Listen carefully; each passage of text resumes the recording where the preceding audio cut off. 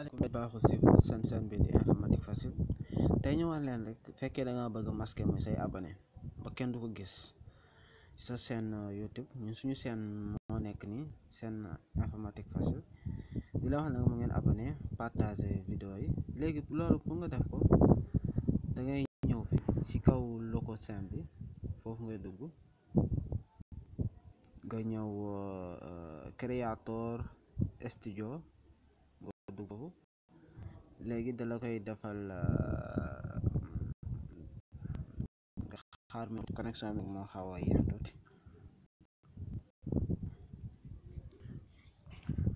mu yóbbu la ci studio YouTube bu la yóbbee ci studio YouTube bii mën nga koo def sa téléphone mën nga koo def tamit mooy sa ordinateur bu dee machine ordinateur tamit yoon bi moom ngay jaaree mais bu dee téléphone tamit comme moom nga koy jaaree tamit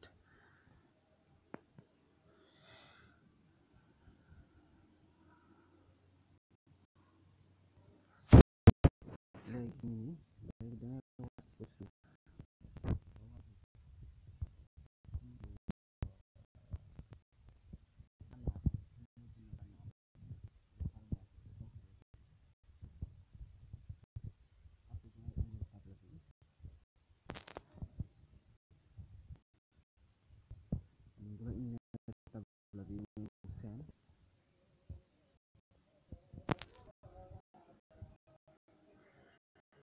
duggee seen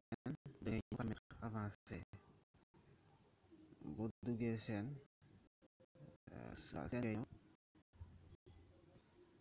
dangay ñëw paramètre avancé foofu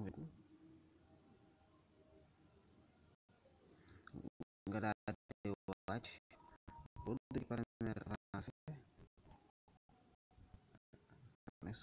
dafa xaw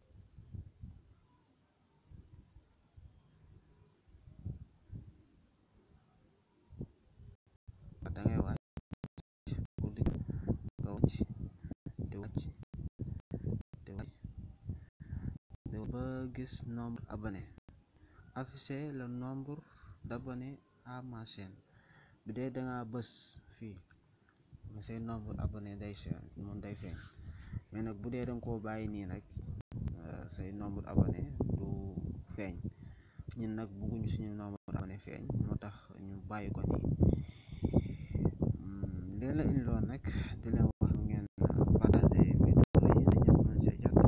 te ngeen def ci commentaire yan vidéo lañu war a def ak yan vidéo moom moo ngeen bëgg ñi def ci vidéo ci commentaire yi jaajëf